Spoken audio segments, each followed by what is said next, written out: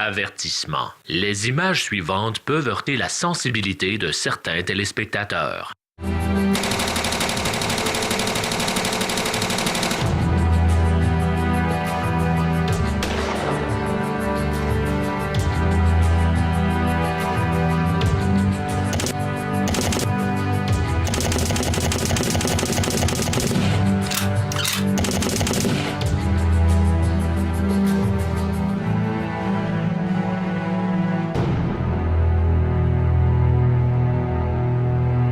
Serions-nous entrés dans une culture de banalisation de la mort?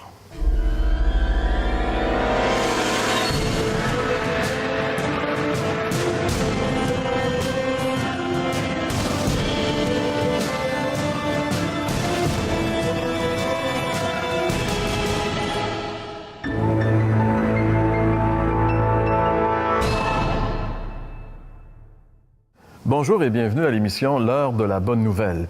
Notre thème pour cette série 2014, Libérés pour vivre libre. Et aujourd'hui, on va parler de la mort. François, bonjour. Bonjour Jean-Pierre. Bonjour Jeff. Bonjour, sujet vivant quand même. Hein? Un sujet très vivant. Ça peut paraître un petit peu paradoxal d'utiliser les 10 commandements pour parler de liberté, mais on voudrait quand même juste souligner le fait que nous, on ne veut pas laisser passer aux gens qu'on est en train de leur parler de la loi parce qu'on croit que s'ils obéissent aux commandements, ils vont obtenir la vie éternelle. Mais la Bible stipule clairement que la connaissance du péché vient par la loi. C'est la loi qui est claire, qui nous montre qu'on est des pécheurs. C'est pour ça qu'on a voulu utiliser ce thème-là, parce que très souvent, pour qu'on crie à Dieu, pour qu'on soit conscient qu'on a besoin d'un remède, bien, il faut d'abord et avant tout qu'on ait des symptômes de maladie. Oui, le diagnostic, hein? Exact. Et la loi est un bon diagnostic pour nous parler, nous montrer qu'on est tous, en réalité, qui que nous soyons, des pécheurs. Et là, on parle de meurtre. Tu ne commettras pas de meurtre. C'est le thème qu'on aborde aujourd'hui. Et alors, il va falloir qu'on démontre, laisser la loi nous démontrer qu'on est tous un peu des meurtriers. C'est ça. Et puis, ça donne, au fond, pleine autorité à Dieu pour définir le bien ou le mal. Parce que dans nos sociétés, on peut avoir pris ce droit pour redéfinir ce qui est un meurtre, ce qui n'est pas un meurtre. Mais c'est là qu'on va essayer de revoir tout ça. Oui, c'est ça. Puis on peut tu sais, peut-être que nos auditeurs se posent la question, Jean-Pierre, à savoir, bien, il faut-tu l'observer, cette loi, ou pas, tu sais? Puis là, tu viens de dire, non, il ne faut pas l'observer. Et si tu me posais la question, puis à chaque fois qu'on me pose la question, moi, je réponds la façon suivante. Je dis, regarde, la loi, c'est un standard que Dieu a donné, c'est un fait, et puis, oui, il nous montre notre culpabilité. Mais parce que dans le Nouveau Testament, c'est marqué, la loi, c'est un pédagogue, donc quelque chose pour nous conduire à Christ. C'est vraiment ça, le principe de base. Mais quand on me demande si j'observe moi-même personnellement la loi, je dis non. Puis là, il faut nuancer. Je dis non parce que moi, mon standard, c'est Jésus-Christ. Puis Jésus-Christ, il va bien au-delà de la loi. Il va plus loin que la loi. Tu sais, la loi a dit, par exemple, dans le commandement qu'on regarde aujourd'hui, tu ne tueras point. Mais moi, Jésus, lui, qu'est-ce qu'il dit? C'est aimer vos ennemis, priez pour ceux qui vous persécutent. Fait que tu comprends que si c'est ça ton standard, la loi, tu l'accomplis bien au-delà. Tu sais. Donc, mon standard, c'est pas la loi, c'est qu'est-ce que Christ a été, ce qu'il a lui-même enseigné. Et comme tu l'as dit, c'est sûr que nos spectateurs, nos téléspectateurs se posent des questions. Mais toi, des fois, tu poses des questions aussi à nos téléspectateurs. Oui, j'ai posé la question, Jean-Pierre, en relation avec le « tu ne tueras point ». J'ai posé la question, une des questions, entre autres, à savoir si vous avez été suffisamment en colère au point de vouloir ou frapper ou tuer quelqu'un. On écoute ensemble ce que ça a donné. Est-ce que ça vous est déjà arrivé d'être suffisamment en colère pour avoir envie ou de frapper, ou peut-être, pire encore, de tuer quelqu'un? Non. Jamais, jamais. En colère, oui, mais pas pour aller jusque-là. De frapper quelqu'un, oui, ça m'est déjà arrivé. Pas de là à tuer, mais Oui, juste en parole, en ayant une frustration par rapport à ça, je ferais pas de mal à une mouche. tuer quelqu'un, non. Frapper, on pourrait dire que oui. Non. Non? Non. J'aime pas la violence. Pas de tuer, mais avoir envie de frapper dans quelque chose, oui. Je pense que c'est normal. Selon vous, est-ce que les tribunaux sont suffisamment sévères face aux délits là, de meurtre, par exemple, puis des choses comme ça? sont pas assez sévères. Que pensez-vous de l'avortement? C'est personnel. Si les tribunaux sont assez sévères, je dirais non. Au Québec, non, je dirais qu'il y aurait du travail à faire là-dessus pour allonger les sentences, les peines. Puis, oui. Est-ce que vous trouvez que les tribunaux sont suffisamment sévères avec les gens qui ont tué? Plus ou moins. Qu'est-ce que vous pensez de l'avortement? C'est vraiment nécessaire pour la santé de la mère.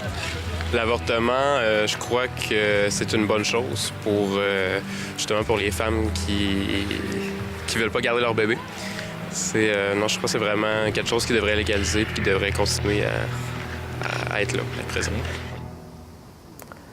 Et encore une fois, François, on constate que finalement, les réponses sont toujours un petit peu les mêmes dans un vox pop. Oui. Mais écoute, Jean-Pierre, moi, en relation avec l'avortement puis l'euthanasie, OK, je suis conscient là, que c'est pas une question qui se répond par oui, par non. Puis ceux que j'ai questionnés nuançaient, puis je suis bien d'accord avec ça. Sauf que je peux pas m'empêcher de faire un lien. Il y a un de mes amis qui a dû déménager rapidement, puis il fallait qu'il se débarrasse de son chien. Puis il y a un autre de mes amis chasseurs qui a une carabine. Je l'appelle, je dis, écoute, mon chum, il aimerait ça se débarrasser de son chien, fait que tu peux-tu y mettre une balle dans la tête? Et il dit, non, il dit, François, il dit, je peux pas faire ça. Il dit, comment ça, tu peux pas faire ça? J'ai dit, tu tues des orignaux, puis non, il dit, j'ai pas le droit. Et là, tu sais, OK, pas le droit de tuer un chien, parfait, tu sais, tu le fais pas souffrir, là. Mais l'avortement, l'euthanasie, c'est pas des chiens, là, mais il semble que ça, c'est remis en question ou considéré. Fait que, tu sais, je veux pas me positionner là-dedans, mais c'est juste que je peux pas ne pas faire le lien entre les deux puis dire... je me pose des questions. C'est sûr que dans notre société, il y a des animaux qui sont beaucoup mieux traités que les êtres humains. Malheureusement. Ça, c'est une chose qui est certaine. C'est un constat de malheureux, mais on doit quand même le prendre en considération. J'ai déjà payé 600$ pour avoir tué une truite. Ah oui. Tu peux pas raconter l'histoire, déjà, c'est trop long, mais je la trouve bonne. Mais c'est vrai, de toute façon, ça nous montre qu'il y a un prix qui est mis sur les vies.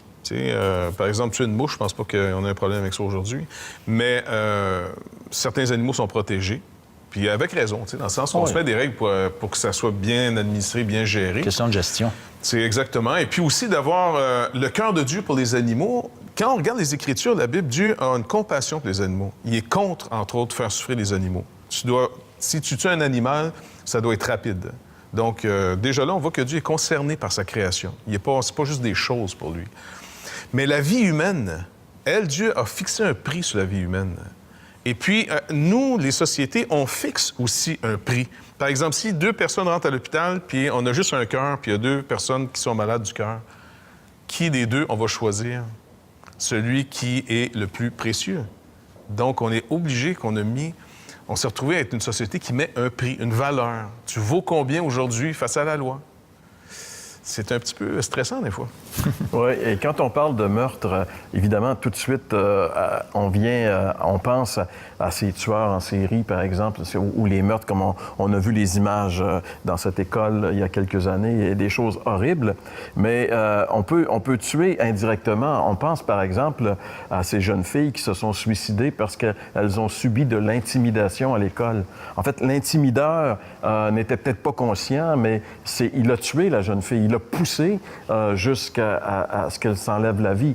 Alors, d'une manière ou d'une autre, on est tous un peu potentiellement des tueurs. Tu sais, il y a une émission qui s'appelle « Un tueur si proche », et cette émission-là démontre que beaucoup de meurtres sont élucidés lorsqu'on réalise que la personne qui a été la meurtrier ou la meurtrière était très, très près de la victime. C'est rarement donc des étrangers, là. Oui, c'est ça. Et les policiers le savent.